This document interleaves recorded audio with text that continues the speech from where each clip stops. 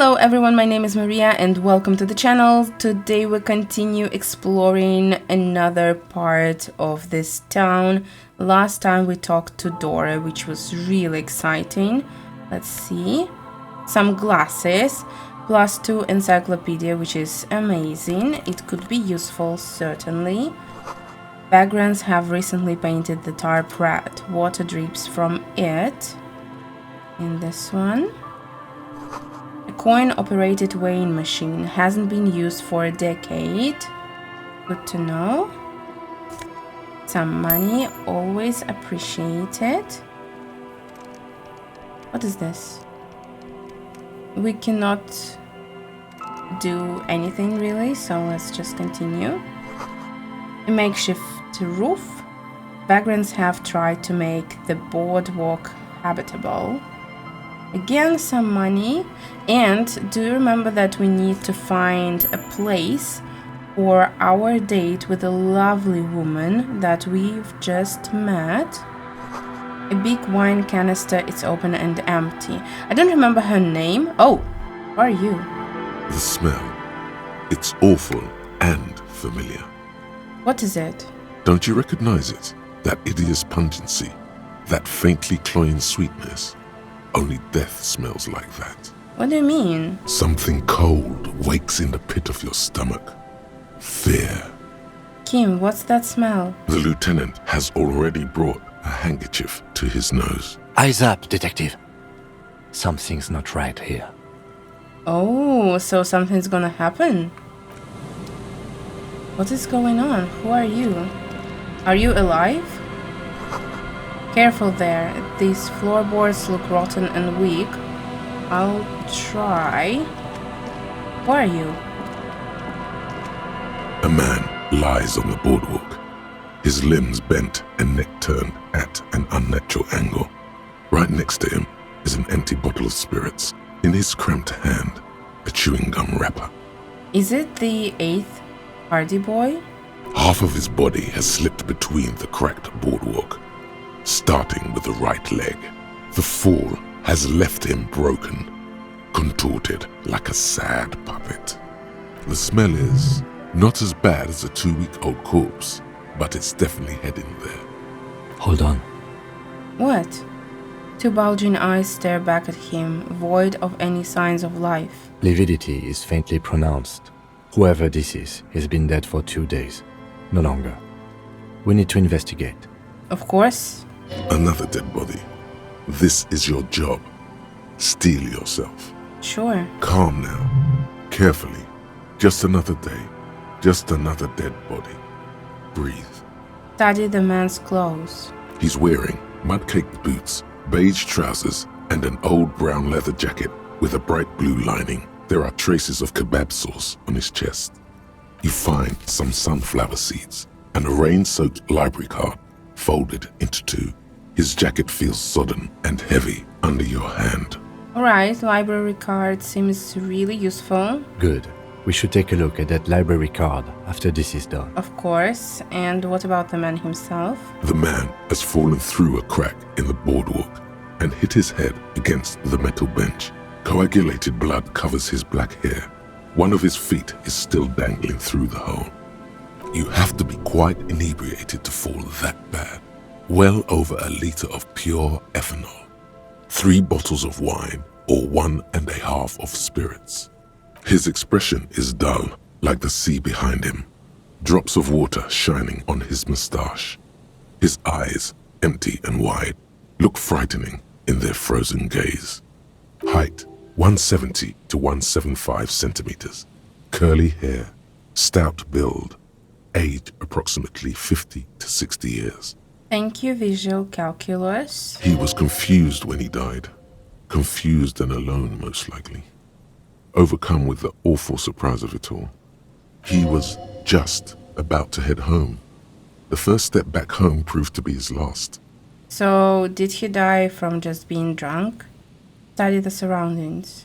There's some dried blood on the metal bench, right where the corpse's head rests. The floorboards are rotten and slippery wet around the hole. An empty bottle lies nearby. A chewing gum wrapper is clutched in his fist. We can see information about chewing gum. I think it's the second time it's mentioned, right? Be very, very careful where you step here. Oh, alright, savoir-faire. No, we're not stepping on floorboards. Examine the chewing gum wrapper. Grabowski spearmint chewing gum. Green leaves on the cover. The man's mouth is half agape from the terror of the fall. Look in. The blackness of death. Stench. You think you see white chewing gum too. Confirmed. Nearly the whole pack is there. Solidified on his lower rear teeth. He ate the whole pack, right? It's to cover the smell of alcohol before going home. The worst thing is, I've seen it before. Almost the same scenario, even the chewing gum. It's always the same. In a ditch off a road below the 881, he thinks. A young father. Then he shakes his head to make the memory stop. To make the memory stop. Examine the man's head. A dried chunk of blood covers the hair at the back of his head. An open wound. It's sticky and cold to your touch. We're touching it. This is where he came out of himself, drop by drop, when he was unconscious. It took 3, maybe 4 minutes. I don't see any other major wounds, do you? It's hard to say. Seems like the head wound was fatal. It's exactly the shape of the bench. The bottle? A .75 liter Tallulah vodka with its cap missing. There's hardly anything left inside. Alright. It's mid-market spirits with a slight touch of menthol. The man meant to enjoy himself, have a good time. Tear all around us. I don't know what happens if we step on the floorboards. A little. I hope we will be alright. They screech under your feet ominously. It's hard to say whether the dead man's weight was the cause of the boardwalk to break. It definitely looks fragile. Got it? You see waves churning below. Something cracks beneath your feet. That's it. The entire boardwalk creaks in the wind as you take a step back. Who is this man? Looks like one of the locals. He'd have to know this spot to come here. You don't just walk over here. So we can ask our drunk friends about him, probably. But that's just a lazy assumption. What do you think? At least this man knew how to party. Imagine the same scene without the bottle. Now that would be just sad. No, it's sadder with the bottle. This is an omen, a sign from above. Don't start drinking again. Thank you, Inland Empire. He looks like me. I could have ended up just like him. What we're witnessing here is a demise of a great... No. Looks like just another old drunkard to me. I think labeling him as an alcoholic is a bit premature. We don't know anything yet. That is true. Maybe it's not a regular thing for him, but it probably is. We do know that he was married. The lieutenant points at the ring on the man's left hand, the flesh around it swollen and grey. But you're right. Let's not run ahead. For now, all we know is that he's an unidentified middle-aged man found dead on the Martinez boardwalk. What do you think happened? Death by misadventure. He slipped and fell through the boardwalk. A truly unfortunate accident. If it wouldn't have been for that bench, he'd be alive. Could it be related to the lynching? No, I don't see anything that points in that direction. For now, let's treat this case as a simple, albeit sad, accident, unrelated to the murder case. Someone should be held responsible for this broken boardwalk. They'll seal this place off after the news reaches the coalition officials. I doubt that they have enough resources to actually repair the boardwalk. Not that sealing it off would keep anyone away. All it does is keep the city council's hands clean. Do you think he was drunk? Oh yes. What about alcohol poisoning and liver failure? Some symptoms of acute alcohol poisoning could have definitely played a role here. Severe confusion, respiratory depression, unpredictable behavior. But I think that death arrived through head trauma, not liver failure. What about the kebab? What about it? The deceased ate some kebab. It's probably from a nearby place, maybe in the box. It does seem to be a pretty straightforward misadventure, although there's still a question of identifying the body. Yeah, we need to do that. What should we do with him? From where I stand, I can see two options. We either take the case and follow the leads to identify the body on our own, or we report back to the station and leave this for our colleagues to handle. We found him, we should finish this. Yes, I do think we need to figure it out. Alright, we should first examine the library card you found. Then we can call the station from my kinema. Let them know we are taking the case. Alright, sounds great. Where is it? Jamrock Public Library. The library card is folded into two and still slightly wet to the touch. The front side reads, Central Jamrock Public Library Card, issued to Billy Mejean, expires July 53. Look inside. Whoever owns this card is an avid reader. You find a list of books written in blue pencil. Radio thriller. Stand a little less between me and the sun. The last one in the list is The Glinton Curve by M. Theobald. A library stamp indicates that the book has been returned. Alright, he reads a lot. Most of these titles seem to be in the sci-fi genre. Some thrillers too. Alright, good to know, thank you. Look at the backside. If lost, please return the card to the library. Dial 005 02 55211 or visit us at Morell Street, 78, Jamrock. Business hours 900 to 1800. Good. We should give them a call from my kinema. See if we can learn anything about Billy Mejean. We know he read quite a lot, so they probably should have some information about him, which is good. Let's see this one. The coin-operated viewer has been out of order for years. And this one. There's some tear, an empty cigarette package, and a crumpled kebab wrapper in the trash bin. Examine the tear. 2 empty bottles of Tallulah vodka and a can of black potent porter is all you find. No, there's more in there. Livis strawberry liquor, plus some Pilsner bottles too. Better not pick them up. They seem unhygienic. Thank you, perception. A tragedy. The lieutenant looks in the can, eyes watering from the smell. He shakes his head with genuine sadness. Examine the cigarette package. Whoever tossed it here was a heavy smoker. The brand name reads Red Astra. The kebab. You see traces of mayonnaise and ketchup on it, as well as a tomato wedge. The wrapper reads Shish Kebab Revachol. So I think we need to visit this place as well. It's hard to concentrate in the smell. The sea air brings some relief. Wonderful. So we have some leads, which is great. What's this? Moonshine probably smells like tasty fermentation. So now we have 2 cases to solve. It's not unexpected because we are detectives, but I didn't know we could just, find another body, especially unrelated to the first one. And I think we are going to call Dora again, probably around... Wait, I think we had 9-hour difference? So when would it be appropriate? Bars cover these lone, dusty windows. The remaining windows rattle from a strong gust of wind. They're covered in a thick layer of grime. They must have been like this for 40 years. Try to see inside. Dripping water falls from a high place. All you can see is the shadow of a collapsing staircase. Lieutenant, can you make out what's inside? No. I won't even try. You know... What? I had a partner once. They called him Eyes, because he had to show me things. It's that bad.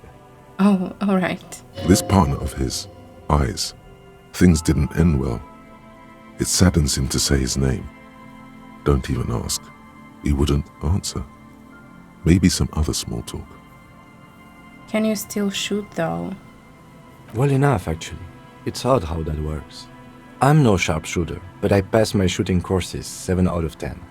Good. Thank you, Kim. I'm sorry that you had some bad experiences. Hello, who are you? And Mikael noticed the windows, especially with how there are no windows on the south side. This was to deal with. A blond man stands next to his son, pointing to the weather-worn ruins. He sees you approaching and smiles. You officers, come to investigate the historic subtext of West Martinez? I'm Trant Heidelstam. You must be Kim Kituragi, right? I was just telling my son about this building. Not a lot of people realize the historic significance here. Very rich in hypertext. Really? Nice to meet you. Hold on, hypertext? What was that about the windows before? Oh yes, so Mikael. They had to deal with monitor glare, especially in the summer. They still had vector monitors back then. That was 49 years ago. So they didn't have windows on the south wall. And about hypertext? Yes, hypertext. Young Carp and the collection of cultural hyperlinks. You and Kim know each other. I don't think so. No, I can't say that we've met before, but I've heard of Kim, of course. Mikael, say hi to the officers. He rests his hand on the boy's shoulder. The child stays hidden behind the hem of his father's coat, clutching to his warm-themed coloring book. Mikael's a little tired today. We spent all night trying to run Orbis on his radio computer. Have you heard of it? It's a programming language used in Grad. Quite tricky, but he wanted to play this Grad-made adventure program. We've been getting really into worms lately. Alright. But I assume you're not here for giant worms when there are so many real things to see. Just as I was telling Mikael before, this is where the Coalition landed in '08. We could be standing on what is the most interesting landmark in Revachol West. This man is your half-brother. You feel it. But why? What? What do you mean? You look like someone who has money. Do you have any money? Wait, alright, let's start with the first one. What's so fascinating about an empty old building? Aha! But it's not just any empty old building. He raises his hand to his eyes, springtime sun warming his handsome face. All four of you turn to admire the Morell before you. What not a lot of people know is this used to be the R&D department of Felt Electrical. And Felt, which now sells ink cartridges mostly, was once a top dog in the turn-of-the-century cybernetics boom. Hold on. What's R&D? Research and development. Look at the building looming over you. It looks old and weathered, with seagulls picking apart its stone and metal carcass. Bushy undergrowth has taken hold of the collapsed rooftop. Some kind of bird has set up a nest on a broken windowsill. Alright, let's ask anyway. Apologies, it's an acronym for research and development. They don't use it anymore. He smiles brightly, laugh lines around his eyes. He seems friendly enough. You're probably more familiar with RTD, Research and Technological Development. I don't think I've ever heard of this Felt Electrical. That's not surprising. Only a vestigial ink cartridge and ferrotape manufacturer remains. They started out as a midway electronics outfit in Königstein 2 centuries ago. After an aggressive move to Revachol, Feld became a global player in the emerging personal electronics market of the pre-revolutionary era. Still, Tricentennial was beating them in business machines. But Feld had an ace up their sleeve, or should I say they were developing an ace up their sleeve. I'm mixing my metaphors here. What was that ace? It was here in Martinez, possibly in this very building, that they developed prototypes for a tape computer. Tape computer? An elegant folding mechanism of rollers and ferrotape ribbons, portable enough to be a take-it-home solution. Revolutionizing business machines, possibly even bring them to the average consumer. Alright, he knows a lot. Which is a feat of engineering even today's giants, Rehm, ICN and ZAM, haven't achieved yet. He grins, admiring the sentence he just produced. Indeed. What? The revolution! Oh! Hello! Unfortunately, their moonshot project never made it to the market. Feld's move to Revachol backfired. The revolutionary government liquefied their assets and expropriated those very advanced prototypes, possibly from this very building, or one of the adjacent ruins. All of this was built by Feld, even the boardwalk. Wild Pines built Martinez proper as a resort for their middle management. Feld built this side of town for R&D. You're saying that Feld Electrical built this boardwalk? What happened to the engineers, the company people? Oh, I'm afraid it didn't end well for the boys. But this story is a bit too dark for little Mikael here. Now, if you were to ask about tape computers... Alright, let's ask about them. Actually, no one knows. No one even knows what a computer made entirely of tape would look like. But word has it, they were very elegant, exquisite, alien-looking turn-of-the-century hardware. I'm trying to understand if they're talking about just, personal computers or about phones. I don't think they're talking about phones, but maybe like a small computer. 10 years ago, I did a little freelancing, I guess you could say. I was a special consultant for an exhibition at the Womty Dumpty Dum Center in Vredefort, Oranje. It raised the same questions, and we had lengthy discussions with Paul Ockerman, who was head curator at the time. This was before the twins Keith and Guy Hughes joined the team, trying to... Wait, did he just say Wumpty Dumpty Dum Center? Yeah, but why is it important? He did it. He said Wumpty Dumpty Dum Center, like it's the most natural thing in the world. Okay, the Wumpy Dumpty Dum Center, Paul Ockerman. What are you talking about? The Womty Dumpty Dum Center for Contemporary Arts. The exhibition itself drew on Lagerman's notion of memory, and so there were some parallels. That's why the head curator, Paul Ockerman, chose to... Wait. Do you think he's making it up? Kim, what do you think? In fact, I'm not. The Womty Dumpty Dum Center is a place you can visit if you're ever in Vredefort and are ever in the market for an exhibition space / contemporary art research center. That sounds interesting. But perhaps I should return to the tape computers. As I was saying, the device itself was very elegant, fragile even. One could write directly on the tape using a special chemical solution. The machine would then analyze the handwriting, perform operations, and project output onto a white screen. It was a beautiful, delicate thing. The RCM should get some of those. Even one would be very useful. Though I understand the socio-economic causes of the revolution, it pains me to imagine the revolutionaries setting fire to the precious device. But so they did. The Feld playback experiment vanished into the fires of 07. Wait, the Feld playback experiment? Yes, the official name of the prototype. Some sources report it as the Feld playback experience. But who knows? Maybe it was an accident, or maybe they didn't want the technology to end up in the wrong hands. You're saying... Either way, they're all gone now. All 3 versions of the prototype. Nothing but debris and ashes remain inside that building. You're saying that Feld Electrical built the boardwalk? Yes, they even built a pleasure wheel, but that got destroyed in the war. A pleasure wheel? Yeah, we've seen it on the map. Yeah, here it is, you see? And now, where are we now? I think somewhere here, right? So this is the wheel. It looks nice. What is this, by the way? That looks a little bit ominous. This map is so beautiful. I mean, obviously the art in this game is exquisite, but amazing. And what is this cube, by the way? So many things. Oh, wait. You see these swings? That's where we were. Alright, I think I kinda get it now. Maybe we're here. Perhaps reminded of a childhood memory. It's clear he would prefer there were a big wheel lighting up the coast. Yes, to lure in their star engineers. This part of Martinez was nothing but reeds before Feld arrived. They had to make the prospect of living here attractive. It was supposed to become a global center for innovation in cybernetics. But history had other plans. True.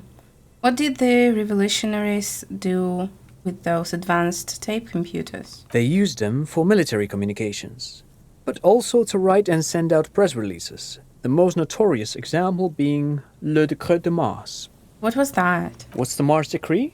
I mean the radio transmission sent out to news agencies and world governments by the newly created commune of Revachol on the 7th of March in the year 02.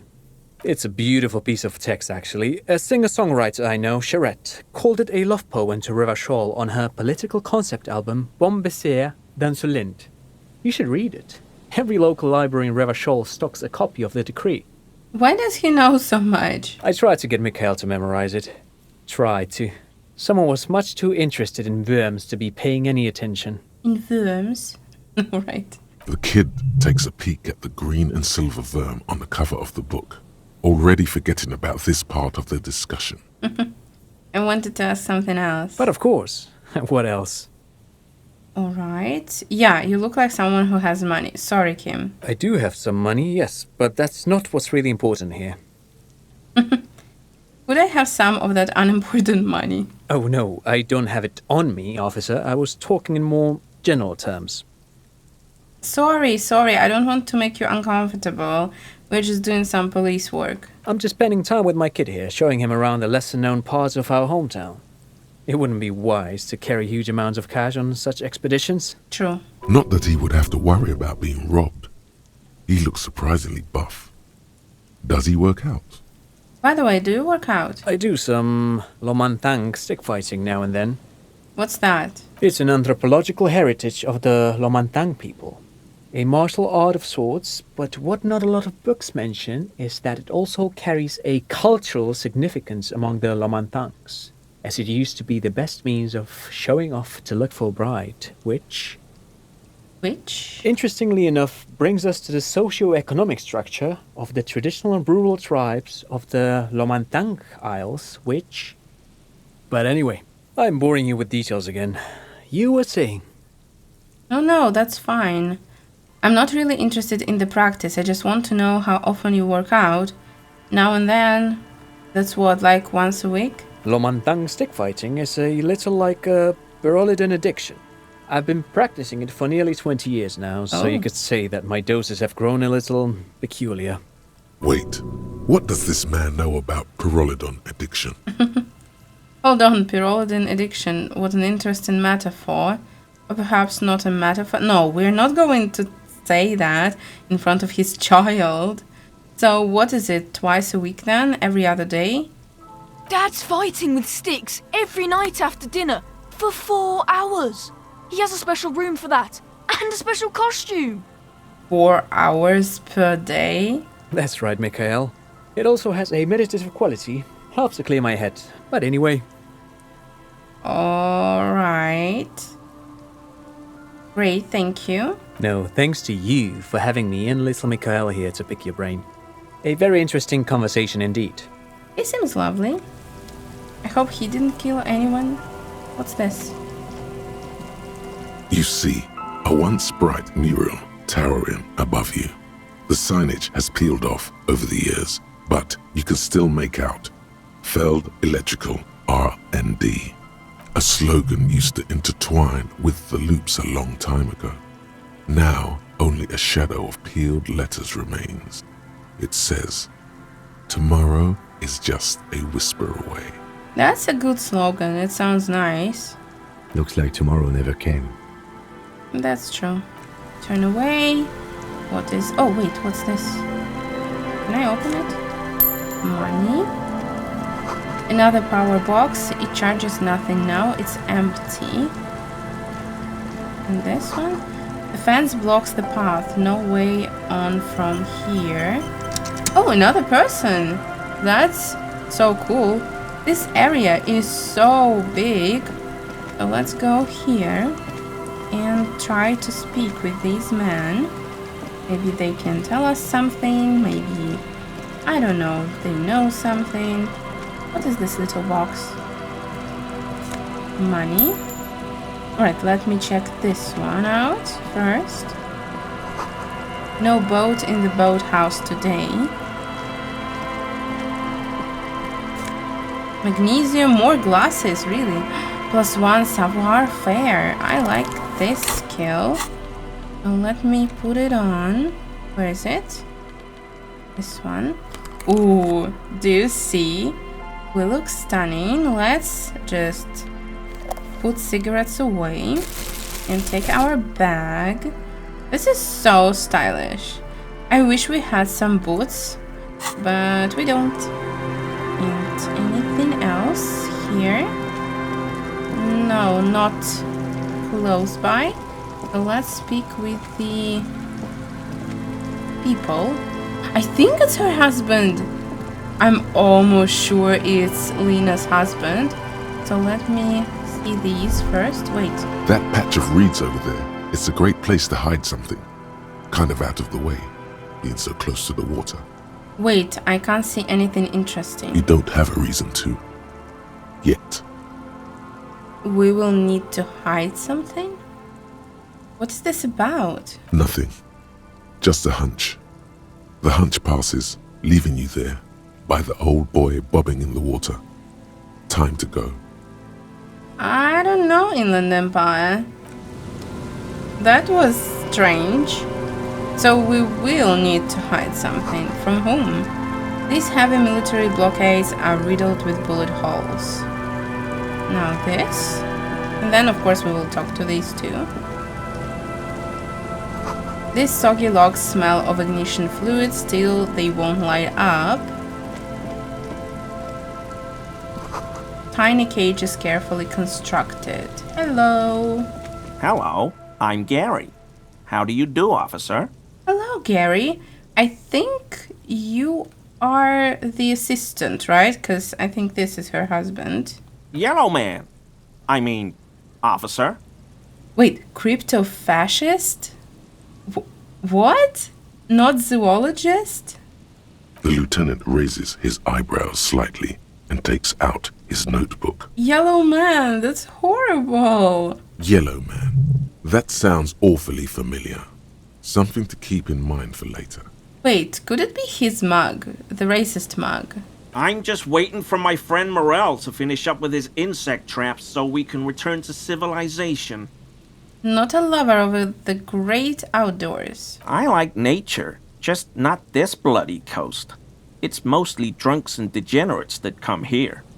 Nobody's perfect. I'm sure you've been tempted to drink. Oh, I've been tempted.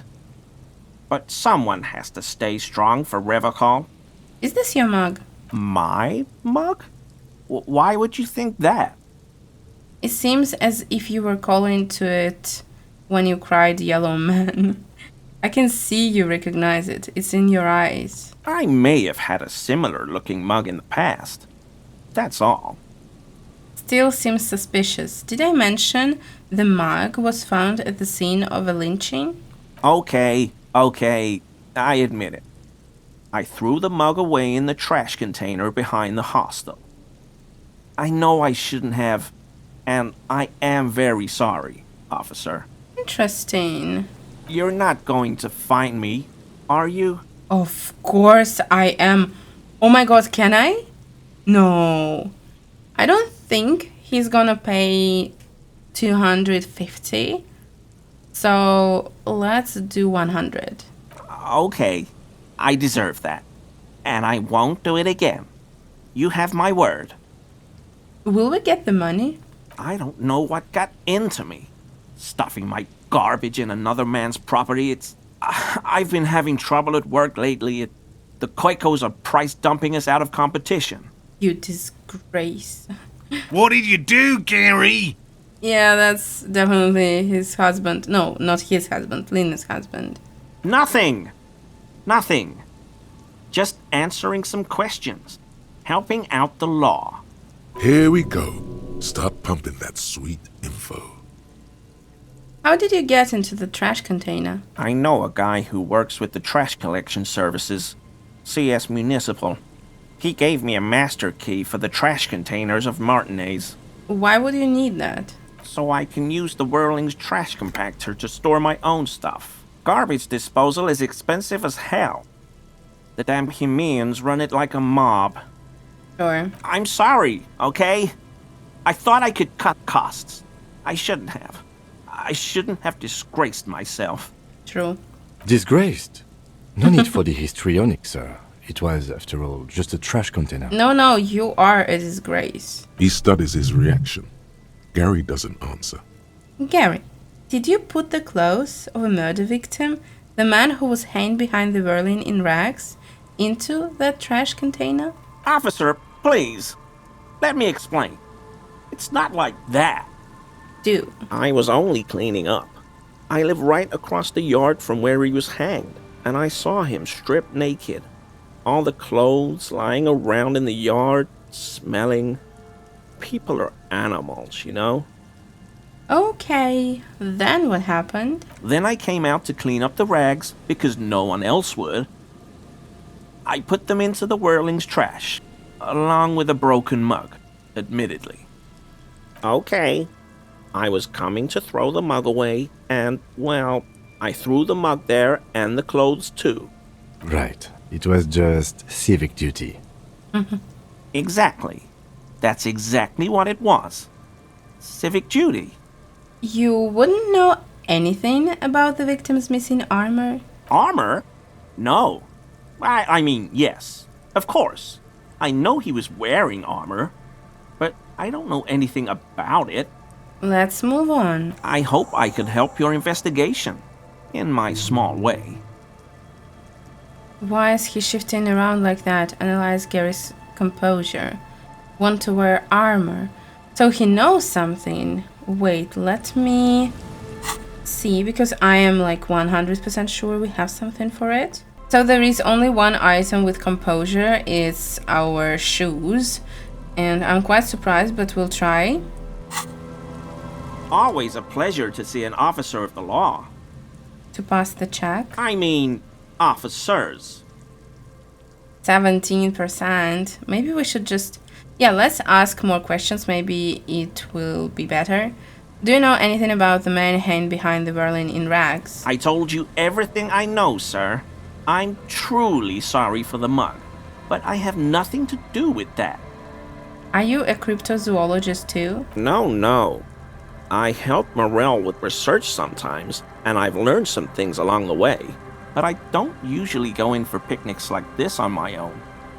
You were surprised to see my colleague. I don't know. I think this could make it worse, so let's just try this one. Is he? He's looking comfortable enough. Maybe it was just beads. Sounded like beads. But what kind of beads might a man like Gary be hiding beneath his clothes? Anal beads, really. Are those prayer beads I keep hearing? I don't pray, officer. Faith in non-existent helpers is a sign of weakness. Not for proper Revicolian men such as ourselves. Of course. You were surprised. Not many Sealites here, or anywhere, other than Sale. I meant no offense, truly. The lieutenant is a native of Revachol. Oh, yes. Of course he is. I was just speaking about his connections. Let's change the subject, okay? Sure. Thank you. And now Lena's husband. Here we go. Nice and easy. No way out, little guys. Not out of this jam. There's a cylinder on the ground in which the man is arranging some netting.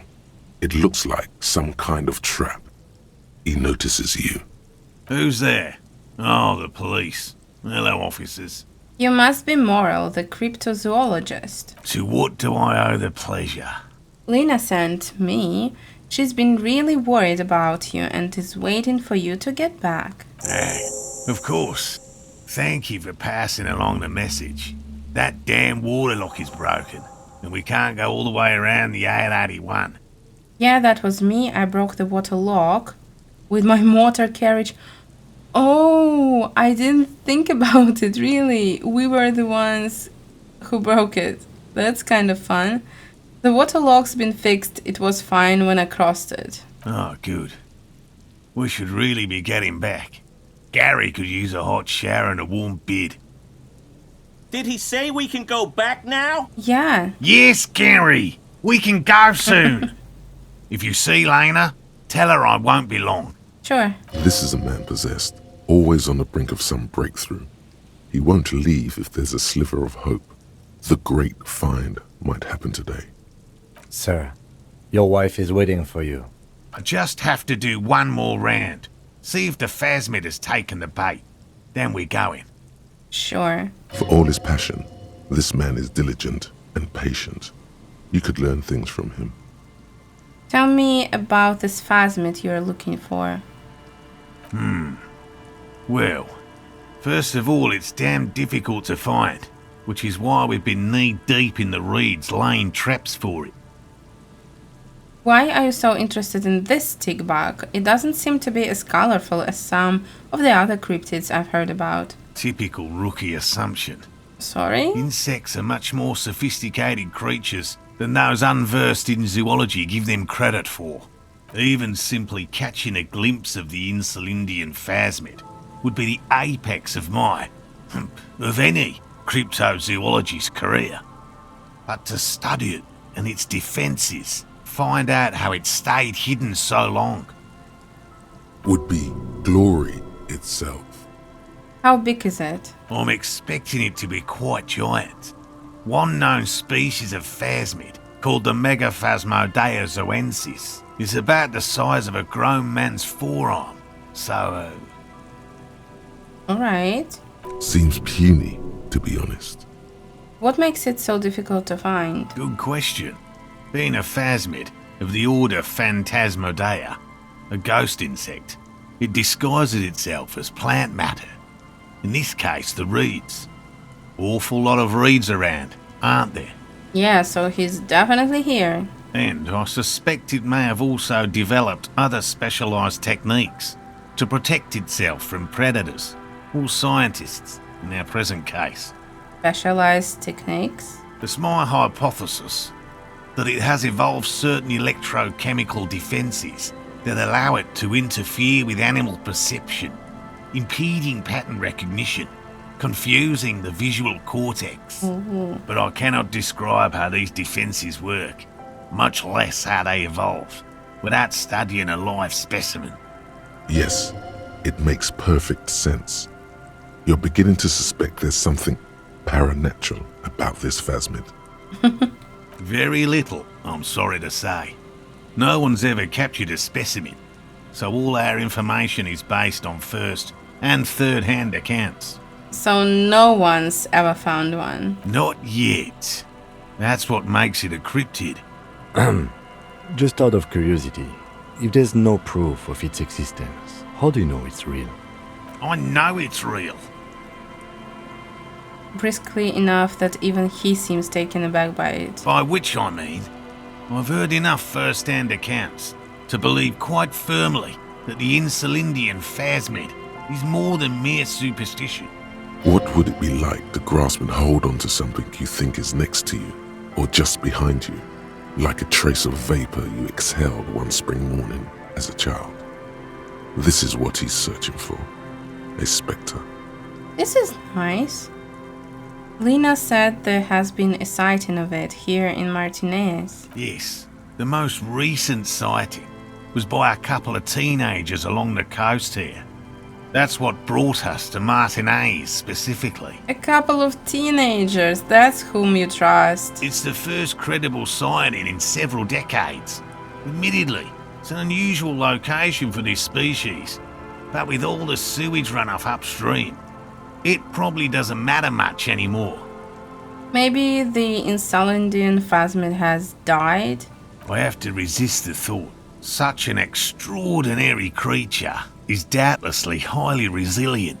After all, it's generally thought to be capable of parthenogenesis.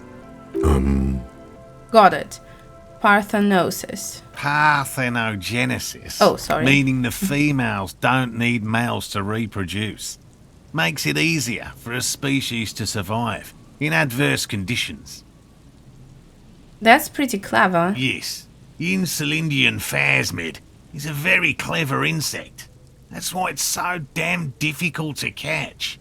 But as a scientist, I'll try my best to remain dispassionate. Have you noticed anything off about your friend Gary? No. No, of course not. Why? Are you sure? Well, He's been a little unenthusiastic about the trip. More so than usual. That's understandable. He just wants to get home and warm up. Or He doesn't want to say it, but this is unusual. Gary's been to the jungle with him, to places way more challenging than the coast. Why so eager to go home? oh, so something is wrong. Interesting. Lena seems pretty eager for you to return. And I'm eager to return to her, I assure you. But I can't leave before we finish with these traps. All right. My wife understands that just as well as anyone. Yeah, she is amazing. Come on, Morell. We've been soaking out here for days. It's time to go back. Is it just because he took the armor? And leave the traps? Absolutely not. I won't let Lena down. Come on, she wants us back. I'm soaked up to my nuts over here. We'll both catch reed crabs if we don't dry out soon. Come on, you're doing this for yourself, not her. I'm doing this for science, and so is she. I didn't know the phasmid was so important to her. Of course it's important to her. She's seen it. A verified sighting, on record. One of only 4 this century, and it's hers. Really? She sighted the phasmid. She didn't tell me about it. Yes, that's how we first came to know one another, in fact. But that's her story to tell, not mine. All right. Needless to say, you must ask her about the mysterious phasmid. Of course we will. Suffice to say, it's long been our dream to find proof of the Insulindian phasmid together. I can't abandon course now. You know, I believe in this man. Okay, I understand. I don't give up on things either. Good. A good quality to have. Both for a police officer and an experimental zoologist. Thank you. I could go for some trap setting. All right. We are talking to him for some time. Tell me more about these traps. Well, they may not look impressive, but Lena designed them quite cleverly, so I'm sure they'll do the trick. How do they work? Simple. Attracted by the locusts, the phasmid crawls down the funnel and, having eaten its fill, can get back out. At least, that's the intention. The net isn't a perfect solution, but we didn't want to use anything that might damage the specimen's delicate exoskeleton. Lena designed the traps? Yes, More than some, he admires this about her. They're such a good couple. What are you using as bait? locusts. Nearly all known phasmids are herbivores, of course. But we've hypothesized that the Insulindian phasmid might occasionally prey on other insects. All right. Inside the traps, a number of locusts crawl and tumble over one another in a tiny, chittering swarm. And if they don't work? They'll work, I assure you. The predatory hypothesis, using locusts as bait, accounts for the failure of previous efforts by other teams, which use plants. We have given this some thought. The traps do seem to be deftly and thoughtfully constructed. It's clear the cryptozoologist's wife knows what she's doing. Let me ask you about something else. Yes. What? What if we check the traps for you? I didn't expect you to take such an interest in our work here, officer. Cryptozoology and detective work are very similar. Yeah, it's basically the same thing. Yes, indeed. Both require a great deal of research, attention to detail, and, above all, persistence. What do I do if there is a phasmid in one of these traps? Bring it to me at once. Just make sure the trap is closed tight. What if I encounter the phasmid in the wild? That's highly unlikely, officer. But in the event you do, I'll spray you with a pheromone mixture I developed. Yes, do that. It's made of musk and research chemicals. The pheromone should attract the insect to you, or at least prevent it from bolting at the sight of you. It's quite potent. Will last you about a week. Of course, lay it on me thick. That's so cool. He doses you with the odd-smelling spray, a double helping as you present your other armpit, and then gives you a satisfied nod. This is the smell of dying reeds, Oh. of longing crumbling into the water. I hope you're not buying this. He dispenses it without letting you touch the canister, so it would be precious like holy water. Of course. It is precious. A single dose cost me 50 real to develop. Not that I expect you to understand self-financing one's own research. Where are these traps? There are 4 in total. One is to the south, on this little peninsula, by the boathouses there. It's very near. Another we set in Land's End, to the northeast. It's behind a small sand dune there, on your way to the old radio tower, after the church. Thank you. The third is set near the canal, where you crossed, by a concrete slab. A big thicket of reeds going up the slope, and among them, you should check at least one of those before returning to this one, since I just said it. This one's more of a technicality, but still, better safe and stupid than sorry. I honestly didn't expect us to become a real cryptozoologist. That seems like a lot. Do we really have time for this extracurricular venture? Of course, Kim. What? Aren't you having fun? Even relative to examining a week-old corpse, I'm not sure mucking about in the reeds qualifies as fun. But have it your way, detective. Thank you. If you think it's important, you have been right before. Oh, alright. I'm ready. Let's get to it. Right. Which means you two can pack up and go back to the whirling. Whatever he thinks about this detour, it's clear that these men are exhausted and in need of assistance. Yeah, you can go. Finally, someone's talking sense. Thank you for your help. Gary and I will start breaking down camp. If you have any more questions, now's the time to ask. We'll be gone once you get to it. Alright, let's ask the last one. How did you become a cryptozoologist? I've just always liked animals and puzzles. Searching for cryptids is a bit of both. That's so nice. He seems reluctant to talk about himself, but he'll open up, if you prod a little. Suggestion is amazing. I like it a lot. So you're living your childhood dream. Why not just be a zoologist? Have you ever discovered a cryptid? No, childhood dream. It's not child's play, just because I have to traipse through the mud every so often. I'm not saying it's child's play, you know. A lot of people live their childhood dream like pilots, for example. So don't be upset.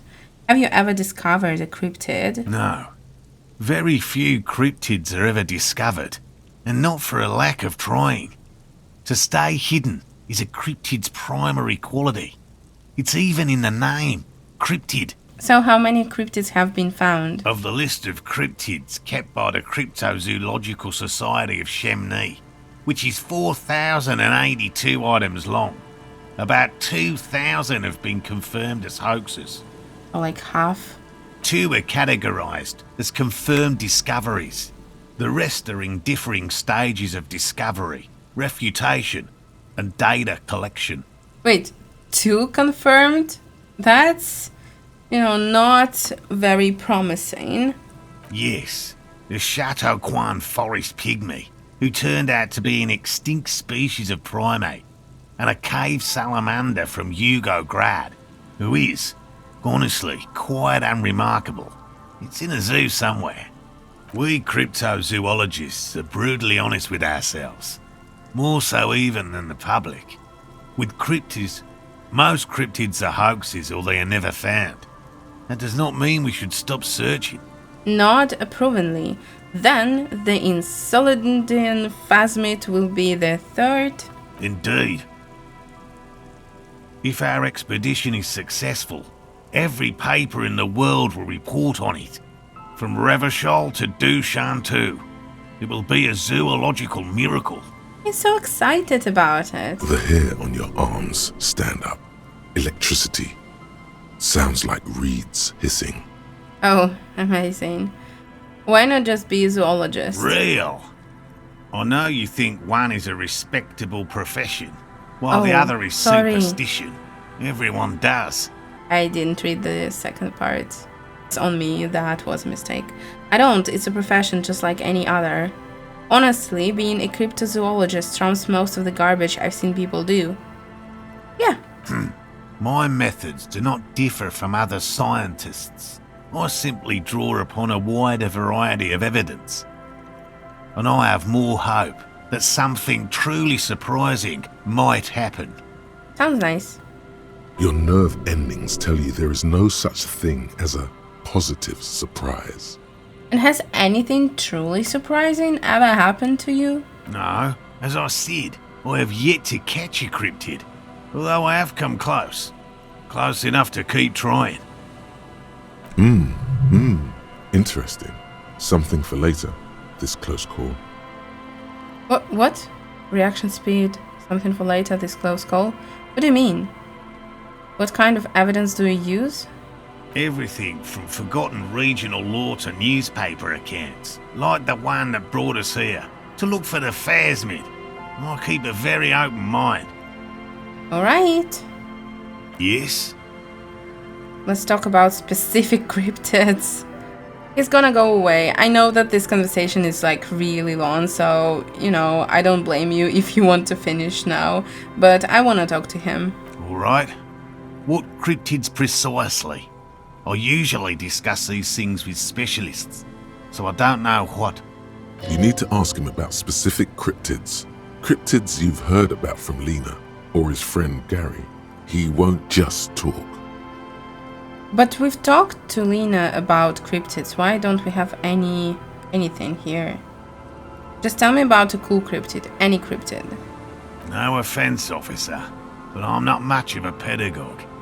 I don't know what I would have done if Lena hadn't persuaded me to go back to field research. You should ask her if you want interesting stories. But we know about Cocker Mother Do or whatever. Me?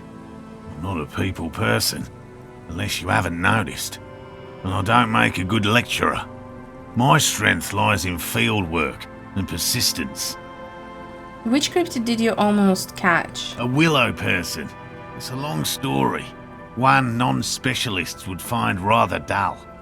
What's that? They're not people, really. Some argue they aren't really animals, as they seem to have evolved directly from trees. They're very, very thin, almost flat in fact, and can camouflage themselves easily, wrapping themselves around trees and blending in with the tree bark. In that way, they're not too dissimilar from the phasmid we're looking for here. So, I may have seen these willow people without knowing it? You probably have. Gary and I painted an entire grove's worth of trees in slow-drying paint. It was a bright lavender colour. I was hoping one of the willow people would get paint on it and not be able to camouflage itself. Oh, alright. After waiting in hiding for hours, I saw a figure slip from one of the trees, a lavender shadow, dashing through the grove. And then? I chased it with a net. Not very elegant. You can't be elegant in the field. And, well, it was faster than me. A lavender shadow. I know you think we were snacking on funny mushrooms. It's easier to mock someone than to admit that the world might be more interesting than you've imagined. Furthermore, I'm not saying it was a confirmed sighting. I'm painfully aware of what goes into verifying such things. There is a serious possibility that I saw a squirrel or a trick of the light. I am my own harshest critic. Alright, and Lena's sighting of the phasmid, is that? Confirmed. It's 100% verified and meets all the standards of an authentic cryptid sighting. Amazing, thank you, Morell. By all means. I think that's it. Right, let's see if we have something else here. Yes, we do. It's almost impossible to get a fire going this near to the ocean. I don't really see anything else. Let's finish up for today. I hope you enjoyed this episode. So we talked a lot about crypto animals, and next time we will certainly level up for some of our white checks. So I wish you the most wonderful day. See you soon. Bye.